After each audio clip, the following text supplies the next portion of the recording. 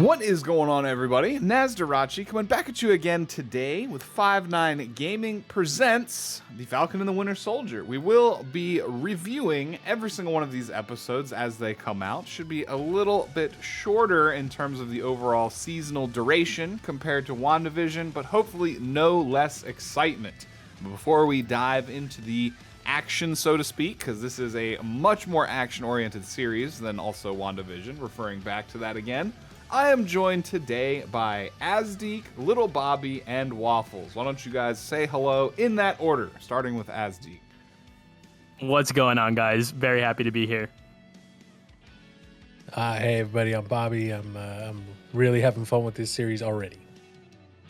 Hey there, everybody. My name's Waffles. Happy to be here. I'm glad that you said in that order because I was like, well, I don't know when to go. Okay, very nice.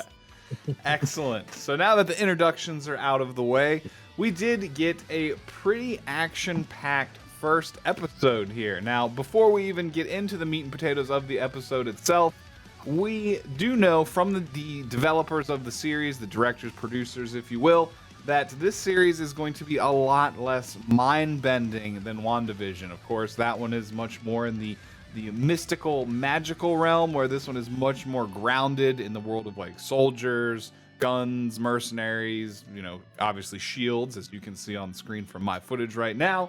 So again, much more grounded, much more linear, but that is actually not a disappointment whatsoever. This episode came out swinging with some really, I guess you could say, MCU tier, like movie quality action sequences, and a lot of plot development and kind of a character building at the same time. So the episode immediately opens up with the Falcon first, and then it goes into the Winter Soldier second. We start with Falcon on a POW rescue mission. It's very, very vibe-inducing of some Tony Stark level entertainment, the way he's flying around, using a lot of high tech. What did you guys think just of the, not only like the CGI, but also just the way they started it right at a breakneck pace with, no talking or really too much exposition. It was just jumping right into it. What are you guys' initial thoughts on the very first scenes that rolled out? We'll do everything in the order that we introduced. So we'll just start Azdeek, Bobby, and then Waffles to keep it nice and simple. Okay. Well, so honestly, what I thought, like how you said, he kind of give you like that little Iron Man-esque kind of like vibes. I definitely did like that a lot, where he's like just flying around and he is using like the kind of tech, and then he also kind of like swaps over to from using like all that tech and flying around to like where he's doing like the hand-to-hand combat stuff, right? And so like immediately we already have like a little taste of like what's to come, especially coming out from Falcon's side of things. And I kind of really like the direction they already like are going with that, and you can kind of tell like throughout that whole little that fight scene that he has going on, he's a little clunky. Like he's not like just perfectly smooth, like perfectly calculated. Like he has a little bit of mishaps, a little bit of mistakes, and he has to kind of like make up for it with like quick-witted actions, right? Yeah, it kind of illustrates the fact that he's not necessarily a super soldier. He's just a very skilled, high-tier human being, and his reactions, the way, like you said, that he did things imperfectly.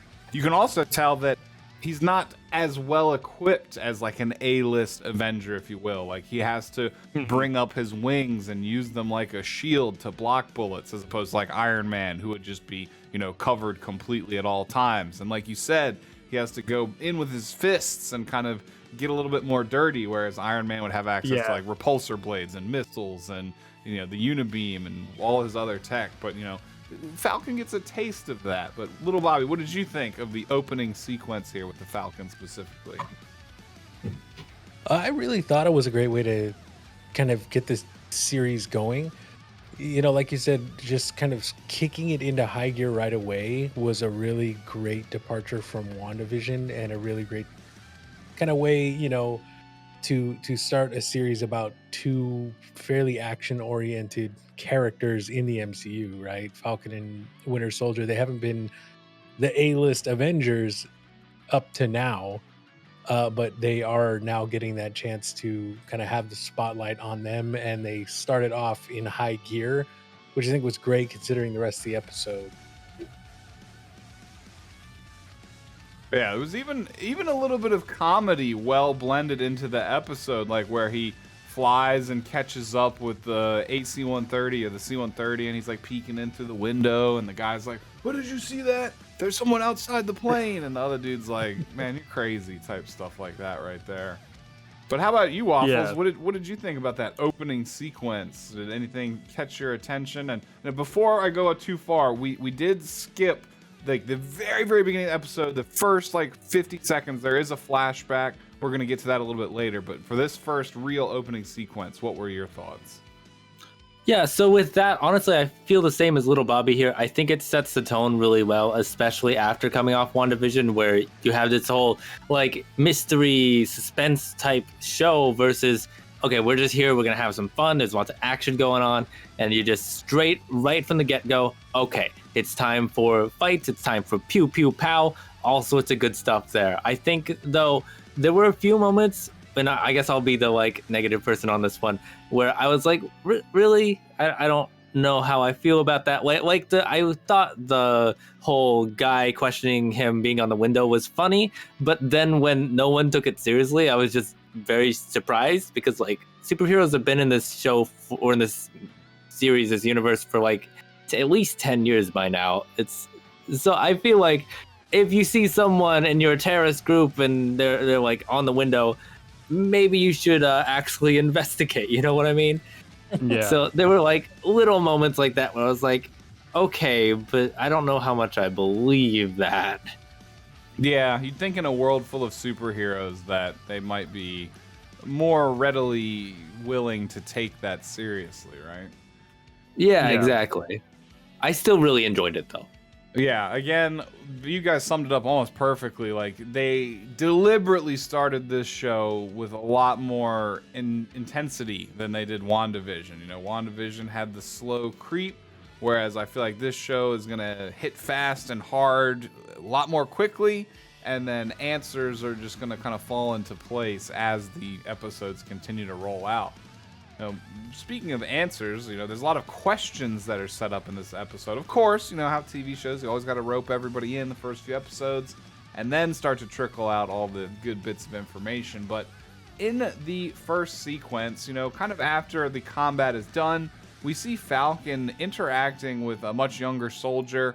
Seems like they're kind of set up in a relationship where the younger soldier is going to try and provide intel to the Falcon. And very quickly on, we see the mark of, I guess, a new terrorist group or a big power play faction that's going to be involved in this series. But it's the red handprint with like the circle around it.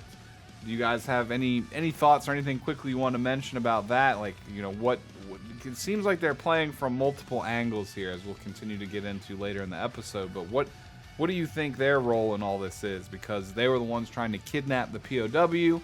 And, you know, maybe they're involved in some of the rioting we see later on. We basically got off the face masks. We can infer that. But what are y'all's thoughts on this group? You know, do you think they have some type of affiliation with people we've seen before? Or do you think this is brand new stuff coming here?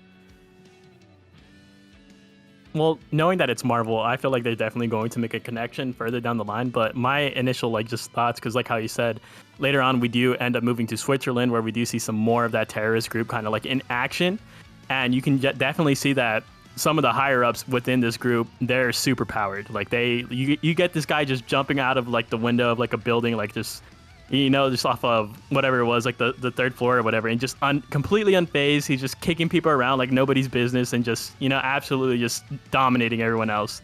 And so I'm definitely interested to see how this is going to take a part in the series. I feel like it is going to be like one of the main focuses, especially I think it's going to lead up to a big name later down the line. Yeah, I agree. What about you, Little Bobby? Who do you think? Do you think these people are going to have a huge role throughout the whole series? Or do you think they're going to kind of start off important in the beginning and then kind of taper off? Like, I'm not familiar with this hand and the globe icon, but I don't know. I'm not either. There's been a couple of things. I mean, the main thing that I see, and this is kind of getting into something we see later in the episode, but later on in the episode, we do see the name Zemo, and that, to me, that just screams it's going to have something to do with him organizing this group to kind of go commit those terrorist acts around the world. Yeah, because, I mean, for most of us, and I'm not the type of guy that likes to watch a whole bunch of preview material and teasers and trailers, but we do know that Baron Zemo is going to be probably, if not the main bad guy, one of the main bad guys, if there's like an organization or something like that. But yeah, we've seen him. We've seen him with the purple mask. We also remember him from the Civil War movie where they introduced him, but he didn't really get his time to shine, nor did he have his like iconic look. So it's good that they're going full circle with him. What do you think about the terrorist organization, Waffles? Do you think that Zemo is in direct relation to these people, or do you think it's something that's going to be connected later on down the road? So, yes to both. And I'm going to lay out what I think is going to happen. But first, I don't know who this terrorist group actually is. I don't know where they are in the comics. But I think right now, first couple episodes, maybe 2-3 episodes, they're not going to be the main antagonists. They're going to be building in the background, and we're going to be focused on the other character we'll talk about a little bit later on. But I think they are our end boss, and I think that they are connected with Zemo. I think Zemo's running them. Zemo has his mask, which is a little bit similar. I think if it's not Zemo, then it's going to be maybe like Crossbones or something like that. But like, I think overall this will slowly build over the first couple episodes, and then other character we'll talk about later will switch sides, and we'll have to fight the big terrorist group. And that's my idea. Yeah, I can definitely see that as a definite outcome as well. Again, it's all in stark contrast. No pun intended with Stark, but it's all in stark contrast to what WandaVision did, where you never really knew who the antagonist and protagonist in that show was. Like, you didn't know who was bad guy or good guy. And the show had very mixed signals, a lot of gray area.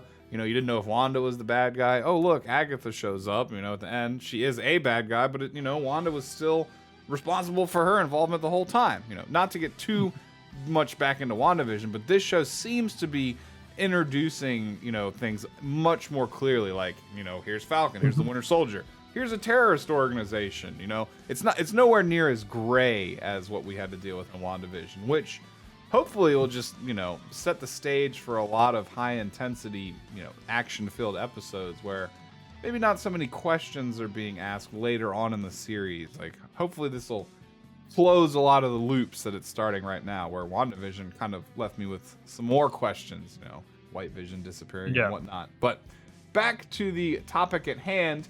We want to go full circle with that first minute of the episode that I mentioned that we cut out is a flashback to Falcon basically talking with Cap at the end of Endgame, where Cap basically gives him the shield and Falcon says, it feels like it belongs to someone else. And that's very thematic throughout this episode because, later on in the episode, we see him basically donate Cap's shield to the National Air and Space Museum, Smithsonian, to be in their Captain America exhibit. Basically because, I don't know if he feels guilty or what his exact emotions are, but he just does not want to take up the mantle. What are your guys' thoughts about his apprehension? Specifically, Azdeek, what are your thoughts about, is this a mistake? Why do you think he's making this choice? And, just anything that's on your mind in relation to him not immediately wanting to fill Cap's shoes. Immediately, I honestly, right off the back, I do think it is a mistake. Like, as we were watching, you definitely brought up the Spider-Man Far From Home, how it was kind of giving off those vibes where he didn't want to accept Edith, right? And he ended up giving it to Mysterio, and just everything just went completely just wrong. And, I'm not saying that everything's going to go completely wrong, but it kind of feels like, in a way that, I don't know, I feel like it just is a mistake. You can even kind of see where we have a nice little cameo from War Machine. He's coming in there and he's saying, like, someone needs to take up the mantle, and he's kind of like, it feels like he's giving him that little nudge, like, you should probably take up this, like, the mantle of Captain America, dude. Yeah, he's really like, he even pulls him off into a side room. He's like, come on, man. Like, do I have to ask? Like, why'd you give it up? They need you type situation. And they have exactly a real heart-to-heart discussion. What are your thoughts, little Bobby, on not only War Machine's involvement, but just Falcon turning down the mantle of Cap straight out the gate? Do you think is this still direct fallout from Endgame, and he's guilty that Cap had to like sacrifice his youth to fix their wrongs, or like what's your take on the situation? With it, when we look back, especially through the MCU, I think one of the cool things about the relationship between like Sam and Steve, right, is that Sam, we would see Sam always trying his best, and the way we're first introduced to both characters interacting with each other is Sam out there pushing to be his best, and Steve just always literally blowing right past him, right? The whole on your left thing. Yep, the right? jogs that came up. Yeah, even into Endgame, right, where Sam, tells him on your left during the big battle, right, to call back to that. I think that he saw Steve, right? He saw Captain America as a real leader that he would aspire to be like. He would love to be like him, but does not see himself in that way because he remembers all the way back to trying to just keep up with the guy on foot, right? That he couldn't even do. That, to me, that his character motivation is he doesn't see himself being worthy, right? It's almost like Thor and the hammer. He just does not see himself worthy of wielding that symbol and that tool that was something so directly tied to Captain America, this leader that everyone rallied around. Yeah, I completely agree with that. Like, I really do think that he feels himself to be inadequate, even though that may not be the case, because he has all the charisma and strength needed. I don't think he's pulled himself together quite yet. But Waffles, what's your take on the whole rejection of the shield and donating it to the Smithsonian?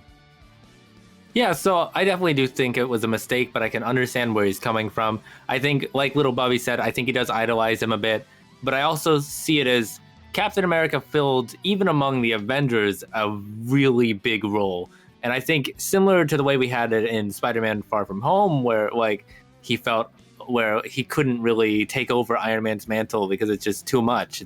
I feel like Falcon has the same kind of feeling where it's Steve just was this wholesome, like wonderful hero theme presence that like everyone looked up to, and it brought a lot of hope to a lot of people. I feel like he doesn't think he can do that, and I think that he's maybe also afraid of failure here, and like he's afraid that he'll pick up the shield and like disgrace the legacy, so to say. And so I think that's kind of the feelings he's having, and I can understand why he didn't take it up, but I do think that it was the wrong choice. Yeah, I have a feeling, this is a minor tangent, but I have a feeling this whole show, I'm not sure for Bucky or Falcon quite yet, but this whole show is going to be about them just coming to terms with themselves and growing into the point where by the end of the series, one, if not both of them, will basically be ready to accept the mantle. And I guess we'll have to see what ends up happening, because again, from the comics, we know that both of them do have some time as, the official Captain America with the title under their belt. So we'll have to see exactly what direction it slides. But outside of that, it pretty much cuts right from there into the Winter Soldier. Now, I guess we can start in reverse order here. What do you think about this? Again, they just hit it straight out the gate with action. There's not really any exposition, and it ends up being a flashback. They kind of tease us for a second, but we kind of know because he's wearing that iconic face mask and he has the longer hair. But we'll start with Waffles this time. What was your take on the first 3 to 4 minutes of the Winter Soldier, and what was your takeaway from, I guess the flashback or nightmare, if you will? Oh my god, I loved it. Like, I didn't notice the hair thing at first because those details don't stand out to me as much. So I heard the ominous music. I heard him as he comes into the scene, it feels like a villain. And when you compare that to Falcon's entrance, it was a really cool dichotomy. So for me, seeing that was really, really cool. I think that it was definitely dark, and there are some ramifications we'll talk about a little bit later. But I think it makes sense for it to be a nightmare. I just think that it shows that both of these characters are very different. They do have very different pasts, and it'll be really interesting to see how those themes continue when they actually start working together. And how about you, little Bobby? What? First of all, I agree with you, Waffles. I think there's a lot going on in both of these characters' minds, but I do think that the Winter Soldier is himself a little more conflicted, based off past events and whatnot. But Bobby, what are your feelings on this whole nightmare scenario where, obviously he's playing back a mission in his head? At the very end, it appears that he maybe kills a innocent person of some significance. And then he wakes up in a cold sweat. He's not even sleeping in his bed. He's laying on the floor in his hardwood apartment and watching a soccer game. What's your take on his emotional state and how they introduce him into the series here? I really thought it was excellent. My girlfriend, when we were watching it, she pointed out the hair. She's like, "Oh, it's got to be a flashback or something because his hair is longer," and I hadn't even thought about that. Just like Waffles.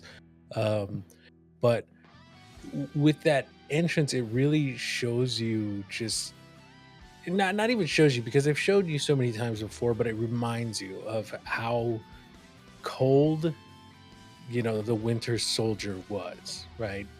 He just went in and slaughtered 7 or 8 people in there, including, the guy at the end of the nightmare right before he wakes up.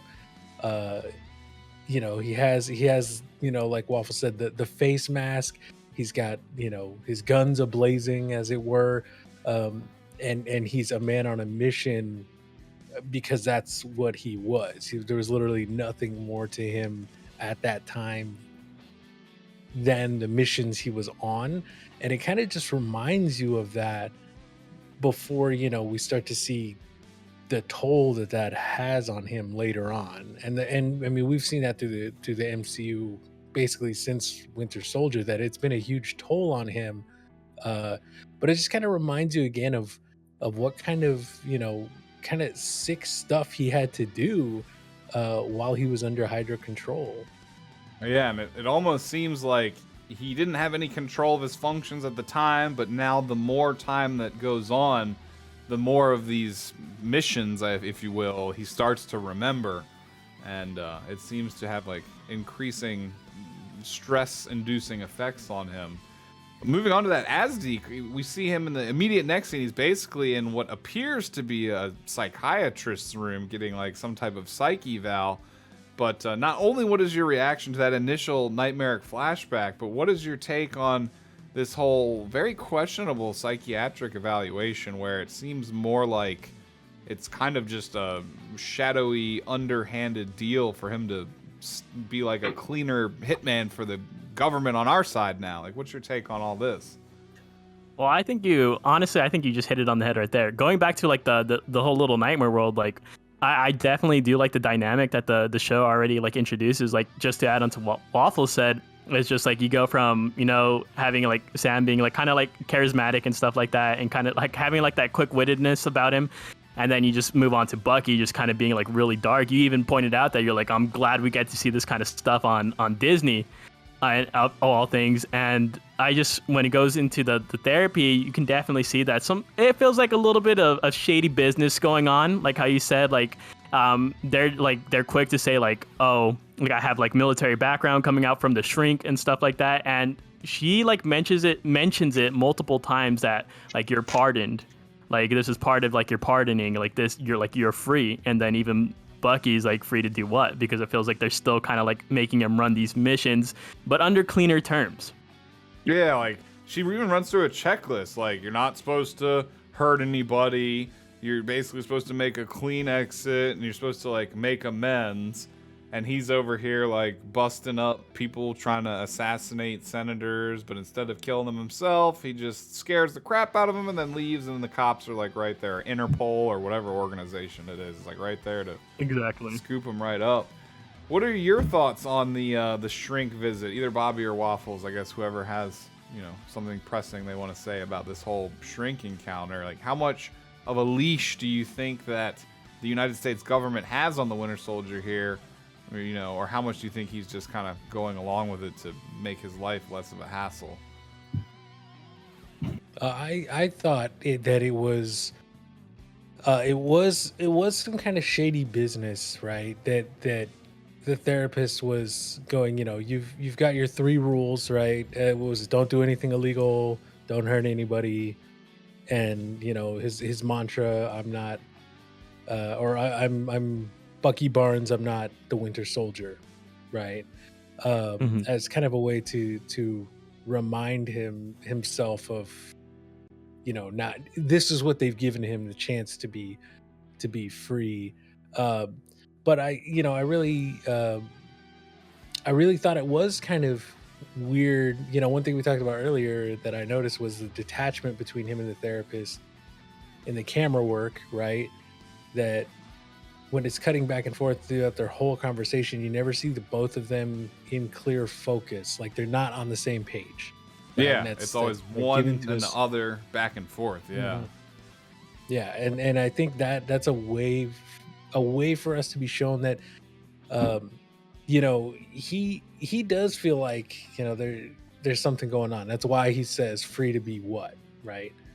What am I anymore if I'm not this killing machine, because that's all I've been for what 60 years about, um so for him it's partly that he doesn't know where he's at in the world, but also that he might be distrusting of her motives after being used by Hydra for so long, right? To carry out their motives. I mean, why would he trust anybody, any government especially, to not use him in exactly the same way? Hmm. That's a very, very good point, because he's always been a tool, and something that's you don't ever use a screwdriver to hammer in a nail, right? And then the government's going to look at him and be like, well, this is what he is. How can we use him, right? Yeah. Obviously, hopefully a little bit cleaner than Russian covert assassins and whatnot, but That seems a little more wholesome. But yeah, Teeny. it definitely has like a whole weird vibe. Like, it definitely feels like she's more of a military contractor than an actual shrink. But something else that's extremely important, or maybe extremely important, that we get with this scene, which I'm trying to actually pull up a visual reference of there, perfect, is we get the little diary that Winter Soldier, or now Bucky Barnes, is carrying around, that's full of names. Specifically, in the list, I can read it off here, we see Rostov, we see Hauser, Ganad, Talazar, Zemo, who's possibly the most standout name. Then we also see Heinrichsen, Sari, Osman, Kaminsky, Kuznetsov, and Atwood. And then there's also actually a second page on the right with a whole bunch more names on it. You can't make any of them out. But I believe we see that page in reference to the elderly Asian father later. But what do you guys make of this list? We'll start with Waffles again. I mean, other than the obvious Baron Zemo, what do you think of this list? And did any other names stand out to you? Or do you think that this is just kind of a way to get Zemo's name front and center in the episode here? Like, what do you think? Well, I think that the Marvel Studios, Kevin Feige, they're not dumb. They put that there on purpose because they knew that we were going to see it. But I think that list is probably, and again, I don't know from the comics, I'm sorry, but like most of the names on there, probably nothing, probably one or two more names. I think the twins over there, the Kaminsky, or maybe not twins, but the like family, the Kaminsky thing stands out to me since the name's there twice. That maybe there'll be like a minor side character. I think Zemo is still the main focus of that. But I think maybe there's a little bit of info in that book. We'd have to like sit down and go through it a little more. Yeah, something else I just noticed is that each name has, well, not a different, but each name does have a different letter next to it, except for Zemo and Henriksen, who both have H. I'm not sure if this H possibly stands for Hydra, and if that is the case, then what some of these other letters stand for. Like, we have T, like, could this be just first initials? Like, is it Heinrich Zemo? Is that his name? Like, are these just first initials, or is this some other important identifying, like, category? I want to assume they're first initials, but I don't know who L and M Kaminsky is. I don't know if one of y'all wants to hit Google real quick or check out any of these names. But yeah, there definitely could be some significance here, or it's just to get Zemo's name on paper. Did you find anything? Yeah, Zemo's middle name is Helmut H. So, or Heinrich, Helmut or Heinrich, depends on which one. And MCU, it looks like it's Helmut. Excellent. So those could just be first initials there. Yeah, that's something that I just kind of rolled out in my head. What do you think, little Bobby? What do you think of this list, this little red or black book, if you will? I think, you know, with all the names that we see and the 2 times we see it, you know, it looks like there's like a left page, right? That's got like the Kaminsky and Zemo. And then there's a page we see later having to do with some stuff we find out later on, you know, with his friend's name circled. That's kind of showing us that he has a page where he's kind of getting revenge, and then a page where he's actually making amends with people or trying to. You know, and I thought that was a really really interesting thing. But what I'm really wondering is how many of these characters are we going to see throughout the rest of this series? Yep, I actually have that page zoomed in. He does have Y Nakashima circled, and then under that is C Holben, A Claire something is crossed out, then S Whitaker, then JWE, and then it's cut off the bottom of the screen. You can't really see it, but I definitely think you are on track with like a page for forgiveness potentially, and then a page for atonement or possibly revenge, but again in his potential newer, cleaner way. Azdeek, what are your final thoughts on wrapping up this little black book here? You know, any other potential things we haven't covered that you've thought of, or are we pretty much on track here, do you think?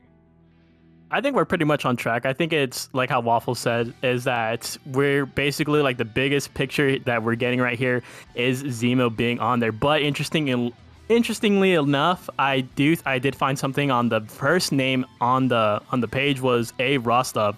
And according to this, it looks like that this guy might also be known as the Red Barbarian, who it was someone that he worked at a gulag where Bucky was actually imprisoned, and they ended up becoming enemies. So maybe he might have some sort of like importance later on in the series.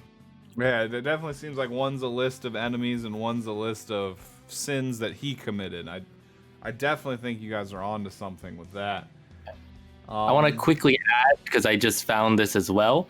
Kaminsky, L. Kaminsky is the name of one of the Marvel writers. So maybe it's the character, but maybe just.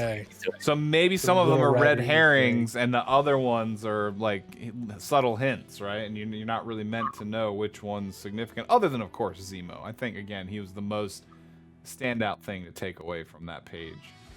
But, Definitely. You know, they do like to throw curveballs, especially, again, referencing WandaVision, the whole, you know, fake out on Quicksilver. You know, I definitely would expect them to try and throw some curveballs here to get us thinking one way, and then, nope, you thought it was that way, but now it's actually this way. You know, subvert the expectations, if you will. Yeah. And kind of segueing into that, we've got the gentleman's name on screen here, but kind of after the therapy time, it segues into Bucky. You know, obviously we can tell he's very lonely. Even the therapist, if that's what you want to call her, referencing the fact that he's completely alone. He has no friends. He needs to reach out to Falcon and just whoever he can to get a life. That the psychologist or whoever was the only person that he had called throughout the entire like month, week. I don't remember the time frame, but we see him go out to a bar with an elderly gentleman. At first, everything seems kind of, you know, ordinary. Like, maybe it's just his neighbor. You see him, like, prevent the guy from getting angry at someone from dumping trash in his trash can. So you get the very, like, friendly neighbor vibe between them. Before we go into too much more, because ultimately we kind of get the idea of what's going on, what can you tell us, Azdeek, about this whole situation? I mean, I'll let you guys kind of go into this one without me segueing too much. Start back with Azdeek here. What is your take on the friendship and, you know, the significance of what's happening here? I think this directly like segues from the therapy time that we see Bucky having, especially with the book and stuff like that. And I think we're completely on the right track in terms of thinking that you have one list for like revenge or like, you know, something like that, or and then another list for like atonement or like something of that nature, right? Because you can see that even though he was kind of like outed by the Shrink like as a loner or whatever, like not too much, like not too friendly, not too sociable, but he is making more than an effort to go ahead and be sociable with this old man, right? Like he is like, this guy flat out tells him like, no, like he's a little bit on the grumpy side, right? But Bucky ends up like telling him like, let's go get food, and he kind of like urges him to go ahead and like do this, and you can kind of see like they have like kind of like they've built this relationship, right? Like Bucky has went out of his way to go ahead and build this relationship with this old man, and there's a very distinct reason for that, right? And so that it kind of does tie back into his nightmare, and we can go ahead and touch back on this later on in the discussion, but you can definitely tell that this is like part of like Bucky's atonement right here. Yeah, from the other page of not the enemies.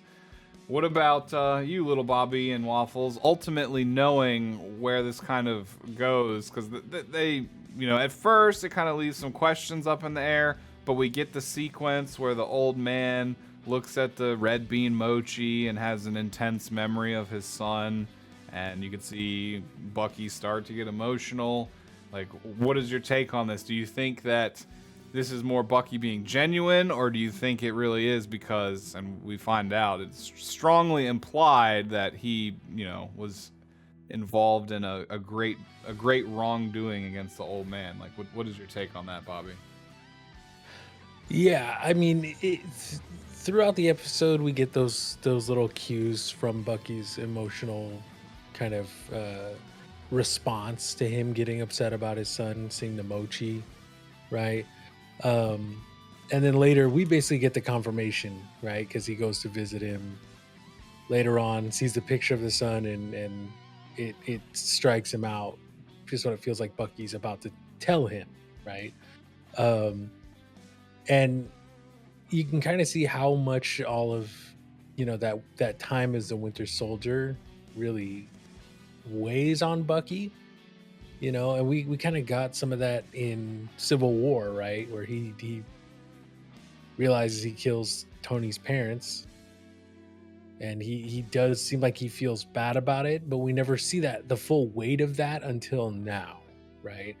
We don't feel like oh yeah, he feels bad about it, and there's a big fight in Civil War. But here we're really seeing like it in you know, this is Sebastian Stan's acting, right? His acting here of portraying that true grief and sorrow for what he's done, and has made this older man feel, you know, who's actually someone who's like his peer, because I think Bucky's probably older than this guy, right? He's made him lose his son and be alone in the world, and he feels so terribly about that, and you get that conveyed to you, and to me that speaks as to why he did start the whole relationship with the guy. Like he wants to atone and make amends with this guy because he knows what he did to him.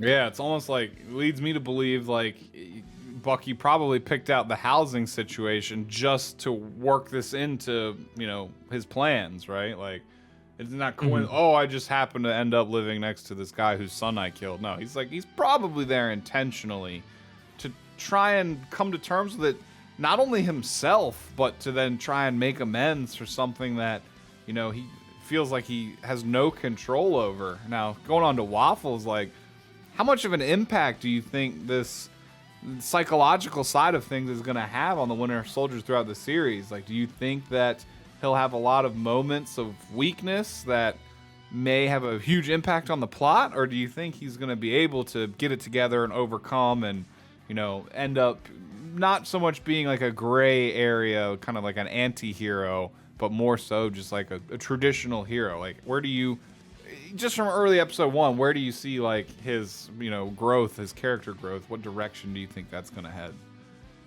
Yeah, I think probably for this episode, next episode, maybe one more after that or something, he's going to be dealing with this on the battlefield.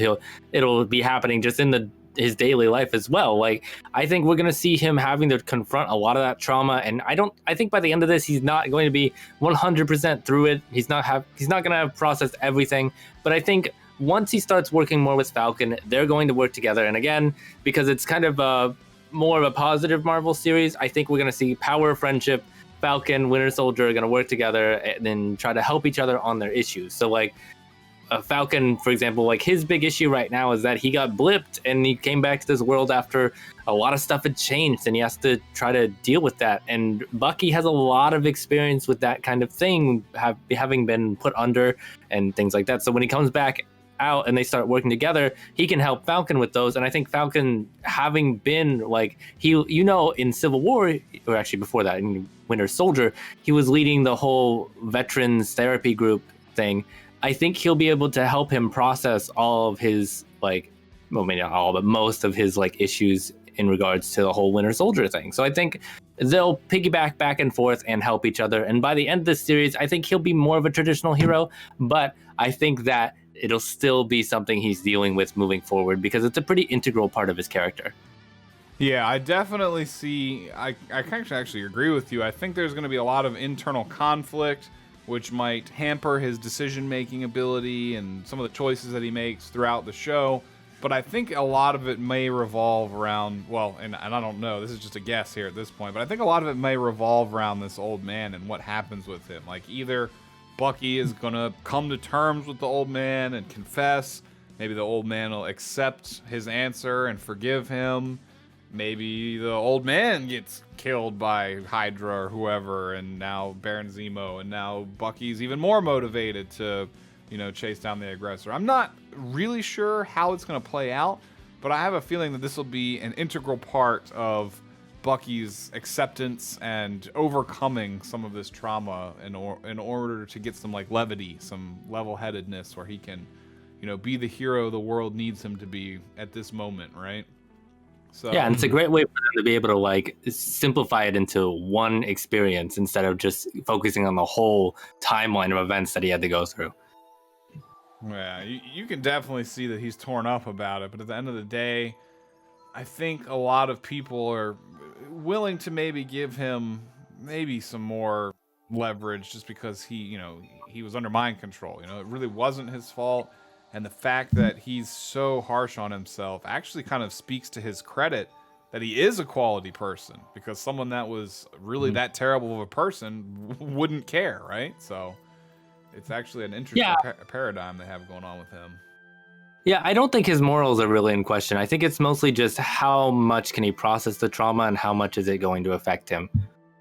Oh, yeah. And then you already started, you segued into our next kind of discussion piece that life isn't, always greener on the other side of the fence when it comes to the Falcon, who, may not have all of the trauma necessarily that the Winter Soldier has, but he's obviously coming back from the blip, like you mentioned, into some family problems. Like, obviously his parents aren't around anymore. There's some conflict going on between him and his sister about what direction they should move their life in, and kind of forget the past, move forward, or embrace the past, and keep their family business going.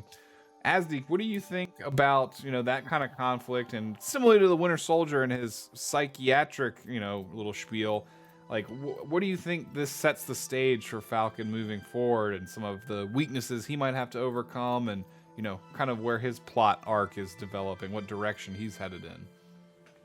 I think, honestly, you mentioned this earlier in the video, but you kind of basically hit it on the nail on the head, is that Falcon is just, at the end of the day, he doesn't have superpowers, right? I feel like this is why I like Falcon a lot too, because I feel like is one of the most human characters. I don't know if that's the correct way to say it, but you can tell that he is, he kind of is going through a struggle right now, right? He's blipped. He can't even get a loan from the bank. The bank even asks him did Tony Stark pay you? What was the pay while you were an Avenger? And he specifically tells him most of it was just goodwill and stuff like that. And he brings up his government earnings rather than any kind of Avenger earnings or Falcon earnings or anything like that. And so you can definitely tell he is very much so in the real world, where he has struggles that many other people many other people would share, right? In terms of like financial issues and stuff like that. And especially so because of the blip has changed a lot of stuff. It probably has changed a lot of stuff within the economy, which probably plays a huge reason as to why he was not able to get the loan in the first place. So I think it's something like nice to see. I feel like it's refreshing to see like him kind of like being like this down to earth, like human person. Like he's trying to be there for his family. He's trying to provide for them.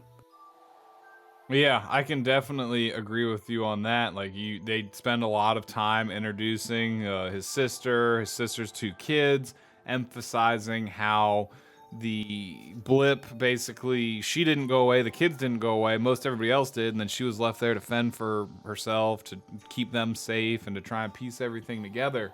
So even though she's not, out there fighting the wars like Falcon has been, that she's been under some incredible pressure herself, just trying to make ends meet. What do you think, Bobby, about, like the specifically, like they kind of parodied it almost, how like the banker was just like, oh, can I get a selfie type stuff, and then at the same time just immediately shot them down. And again, where do you think this pushes the Falcon? Do you think he's gonna just keep at it, try and rise above? Do you think like his sister's, going to be more integral to the plot, or do you think that's going to just kind of be more of like a side story? Like, where do you see this kind of the fishing boat, the more human struggle? Like, where do you think that you see that going for Falcon? With Falcon, I think one of the things about this series is that he's gonna be like the most relatable hero outside of maybe Ant-Man, that we've seen so far. Like, because Paul Rudd as Ant-Man has always been relatable. Like he's always like kind of fish out of water, right? He's you watch him in Endgame go like listening to Thor's stories and all this other stuff, and he's like, oh yeah, that's awesome. Like, and everyone else is like, meh, right? In this we see Falcon like struggling, right? Like any normal person would if they came back after 5 years, whether or not he's an Avenger, a hero, and all that. He comes back after 5 years, and he is a worldwide known hero who, he kind of leans into that when the banker goes, "Do I know you?" And he puts the little wings out. But at the end of the day, he's got the struggle. He's got the like, well, we're not going to give you this loan. And I thought it was really a huge credit to Anthony Mackie to see him go from that, oh yeah, man, let's do the selfie, blah blah blah, to like him going like, are you kidding me? Like, he was trying to play it up for the guy. You could tell, and he's like, oh no, this guy's gonna ask me for my autograph and pictures and all that because I'm an Avenger. And then the guy turns him down, and he immediately, just flips the switch. And he's like, "You serious? You're not gonna help me out?" Like, like you said, you said we relied on the goodwill, and he's basically dropping that to the banker as, we need some goodwill right now. You got to help me out. Like, we just saved the world. Help out my family for a minute.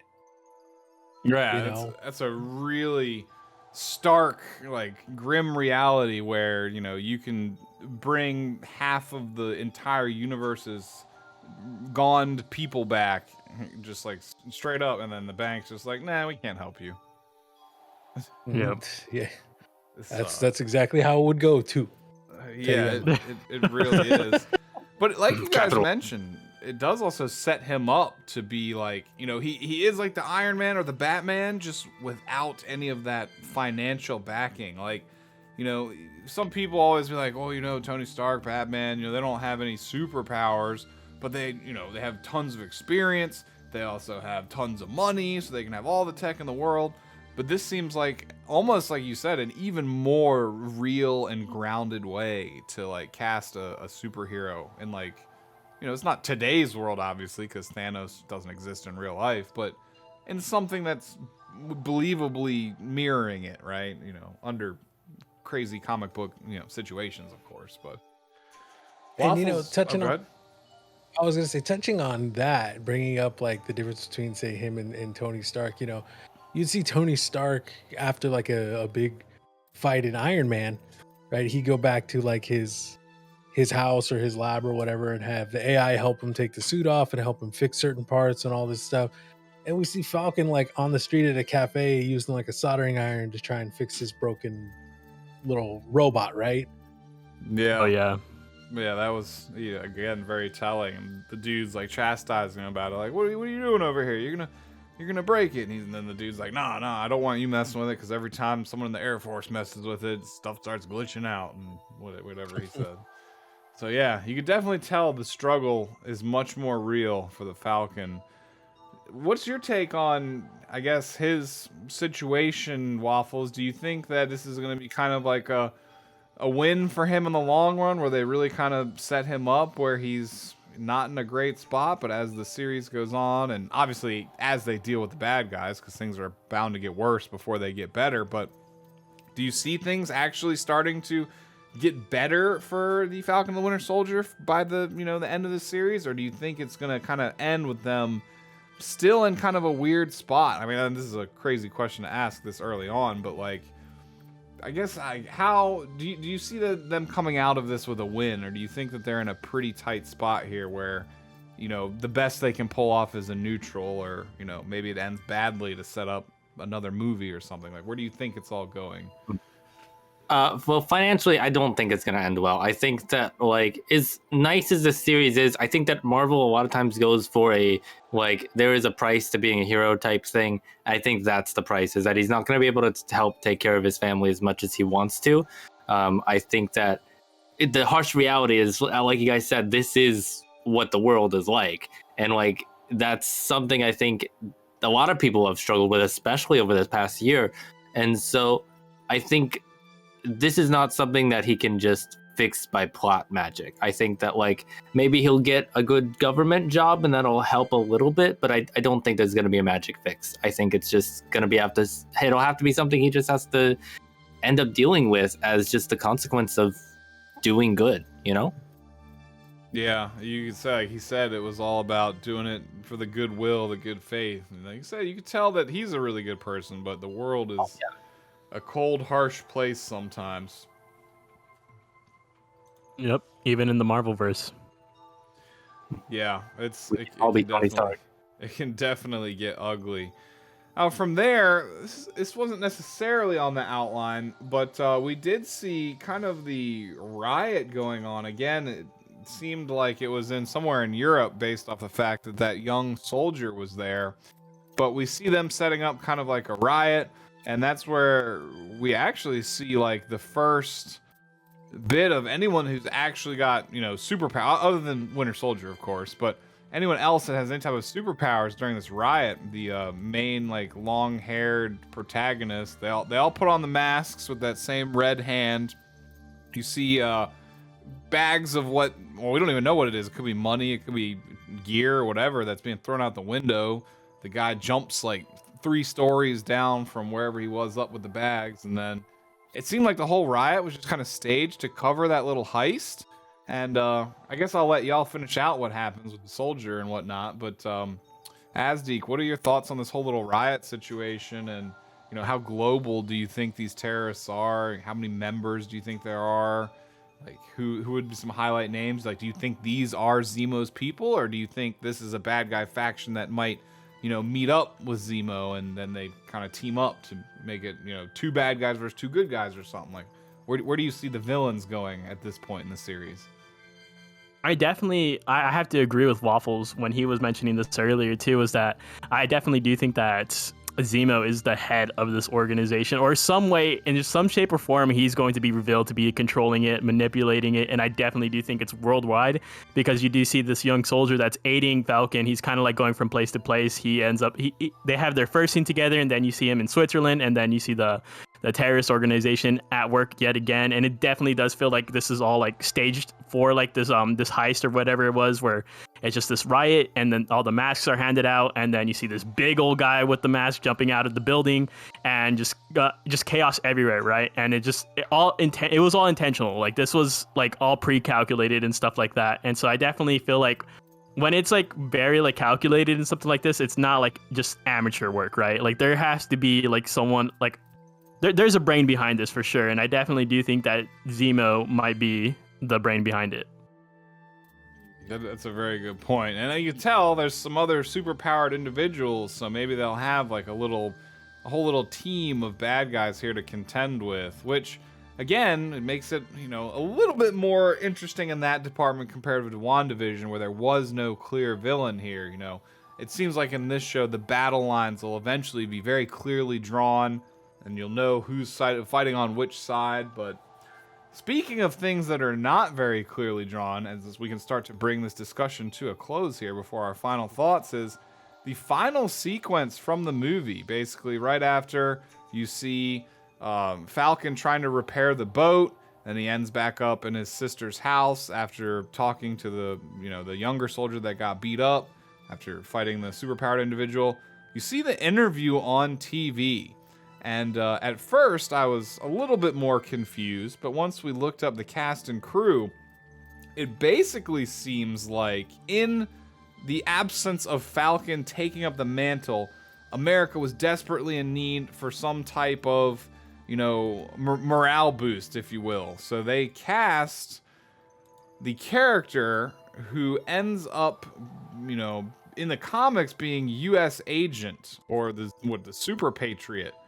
And what are you guys' thoughts on that? I guess we'll start with Waffles. Like, not only what are your thoughts on the potential conflict here between Falcon and this U.S. Agent character because of, Falcon's lack of action, but what do you think about this character? Do you think he's sinister in nature? Or do you think he's good, will become bad, bad will become good? Like, what do you think we're looking at here with this alleged U.S. agent here?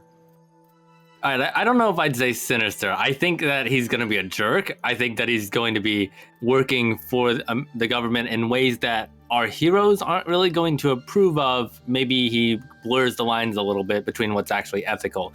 But I don't think he's necessarily going to be a bad guy for long. I think by the time we actually switch over to dealing with the Zemo stuff, he will be actually a decent dude, or at least helping the heroes or in some way or some capacity. I think though, just based on the smug face and based on the character profile, I think he's going to be a jerk. Just leading up to it. And I think that's actually also going to be the reason why Falcon and the Winter Soldier are going to work together, because I'm sure neither of them are happy with him taking over the mantle, when I know Falcon wanted to just let his legacy stand. He didn't want his legacy to be disgraced at all. And I'm pretty sure that US Agent or Super Patriot is going to do that. And I feel like Winter Soldier Bucky is just going to be like, no, I don't approve of this. And so, yeah, I think they're going to work together. And I think that overall Super Patriot, not going to be a great guy, but still generally working for the good side. Yeah, now, I don't know, Azdeek, did you want to give any additional context to the Super Patriot or Little Bobby, whichever one of you wants to step in and happens to know more about it? I know that apparently he was, very questionable, almost a bad guy for a little bit, but then he actually ended up fighting with Cap a few times, and then Cap made him, I guess, realize the error of his ways. And again, like Waffles mentioned, he is not the perfect soldier, but he is apparently physically stronger than Captain America. Do either of y'all have any additional backstory you'd like to drop on the Super Patriot / US Agent? So according to the comics, this guy, he did share a lot of similarities between himself and Captain America. Just the main thing being that he heavily lacked Captain America's moral compass, and so eventually, he kind of just sullies the title of being Captain America, which is why Steve ends up taking it. He ends up taking it back, right? He takes the title back, and I think that's where I'm very curious to see where this show leads, because that's how it happens, right? Is that he ends up having the title, but then he ends up giving it back to Steve himself.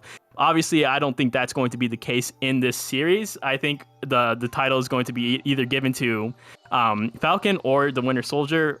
I'm leaning more towards Falcon, but I would definitely like to see a little bit more on that. But other than that, I feel like how Waffles even said that the U.S. agent is probably going to he's probably going to be a jerk for probably the first half of the series, but then ultimately he does see the error in his ways, and then he starts actually fighting for good. I can pretty much agree with that, because we all just did a quick little backstory rundown on him before we started recording to kind of get a better grasp of how his character could possibly fit into all this. But Bobby, how do you feel about it? Do you think that they're going to be at odds and kind of scrapping with this this guy at first and then Zemo shows up? Or do you think that he's basically going to be working the same side as them the whole time, but just doing it a much dirtier, less Captain America reputable way?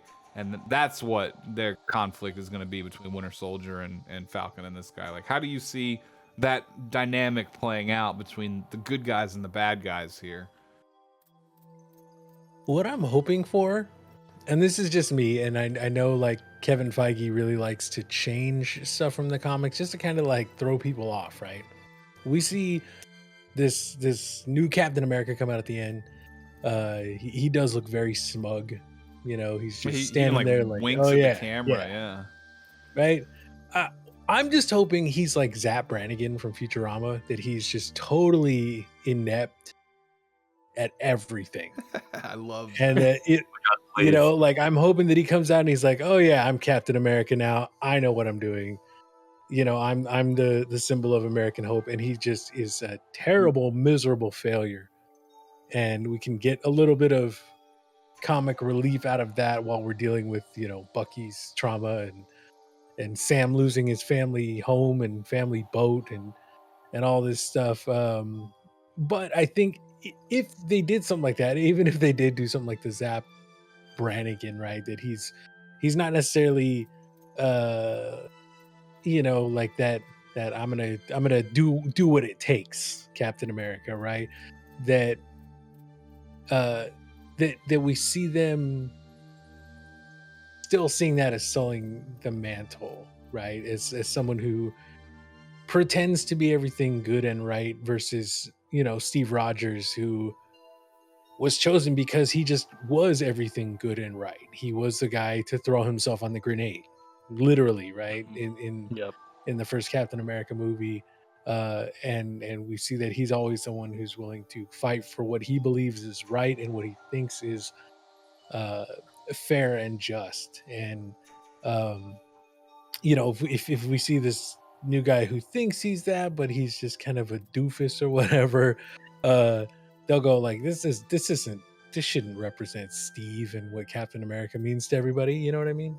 Yeah, I mean, it's almost immediately in your face when they do the introduction, how we were talking about how he might be, a much darker version of Cap. And the first red flag of that is he walks out with not only the Captain America outfit, the shield, but it looks like he's got two guns on either side of him, like on, kind of more Black Widow-esque, where he's got the pistols on his right and left hips. Where this is going to be the Captain America who's going to block you with the shield and then pull out a gun and just shoot you in the face type of person, which is way out of line. Like the other Cap refused to use guns, and when he did use them, he would like shoot the ground around you to make you fall through a hole in the ceiling type situation before he'd actually turn the gun on you, right? He did not like killing people. So that's, a huge character difference just right there in that first opening scene. What about Bobby and Waffles? Any other, or Azdeek, Bobby Waffles, any other closing thoughts on the U.S. agent / super patriot character here? Or, My only concern is that I hope they don't pull the actor card a third time where it's like not even a superhero guy. He's just an actor again. No more of that, please, Marvel. Please, I'm begging. I agree with Waffle. 100% yeah, on that one worked. It worked once, but how does the quote go? Fool me once, shame on me. Fool me twice, shame on you. Right? Or maybe it's the opposite. I don't know. I might have. Oh no. Fool me once, shame on you. Fool me twice, shame on me. Yeah. Okay. Yep. That's it. So fool me 3 times, I'm gonna be upset. Right. So hopefully they don't try and pull any of that. And I guess before we completely wrap up this episode, and this will be from each of you, just starting Azdeek and Bobby, then Waffles. What is one safe bet that you would say is something that we can expect coming from the second episode? What's something that you're pretty sure is going to get shown, covered, or maybe introduced? Like, do you think we're going to see the first teaser of Zemo in his mask? Do you think we're going to see, like, I don't know, something crazy like Taskmaster? Or do you think he's not going to show up until the Black Widow movie? Or, just what's one thing you think is a pretty safe call going into episode 2? Just start with Azdeek. I don't know if they're going to unleash something like Zemo, right up, maybe like a little hint towards the end of it, maybe. But I think what it's safe to say is that we're finally going to see Sam and Bucky connect. I think that's what I'm most confident in seeing for the second episode. Yeah, I think, especially because their names are both in the title, that's something they probably won't stall too long on. What about you, Bobby? What do you think something we'll see coming up here for episode 2? Almost guaranteed. Doesn't have to be. You know, we're not going to come back and be like, oh, you were wrong. But what's something you're pretty confident that you'll see in the episode 2? Okay, something that I can almost guarantee we're going to see in episode 2 is Bucky is going to see the girl he walked out on in the date, and she's going to be like, what is wrong with you? And there's going to be a dramatic scene involving him going like, oh, I don't want to explain it to her. And she's like, whoa, why? What are you not telling me? One of those scenes is definitely going to be in the second episode. 100%. Okay, I dig Let's say it. 99%. 99%. Yeah, chat. You can come and hold us accountable. You know, just be like, "Hey, that guy was on point," or "Hey, you were way off." You know, I'd love to see those comments a week from now coming back on this video. But Waffles, what about you? What do you think is a surefire thing we're gonna see in episode 2 here? Listen, I've touched my crystal ball, I've heard from the oracles, and I am 100% certain that we will hear the word America in the next episode. That is probably pretty accurate. Now, I guess I'll close that one out. I think that there might be some type of initial confrontation between the Falcon and this U.S. agent character. Like maybe they'll meet in Washington and wherever else, have some really awkward conversation that kind of maybe sets them at odds or suspicious with one another, and kind of leaves some room for there to be some conflict, not only between the good guys, but the good guys and the bad, right? Because we know from Civil War that that's how Baron Zemo loves to operate, right? He would much rather set you up to destroy yourselves from within than to actually have to get his hands dirty himself. So even if this U.S. agent or super patriot is a good guy, I wouldn't put it past Baron Zemo to somehow have influenced or manipulated his train of thought to kind of set him at odds versus the real good guys, to hamper their efforts to give the bad guys, you know, maybe a little bit more of a head start. So I think that's something that we might see. Maybe some initial conflict and maybe some jealousy, some heated emotions about, you know, the title of Captain America.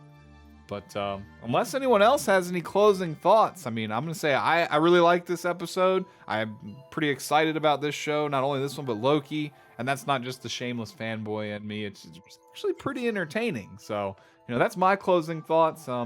Y'all feel free to take the floor, and then we can wrap this bad boy up.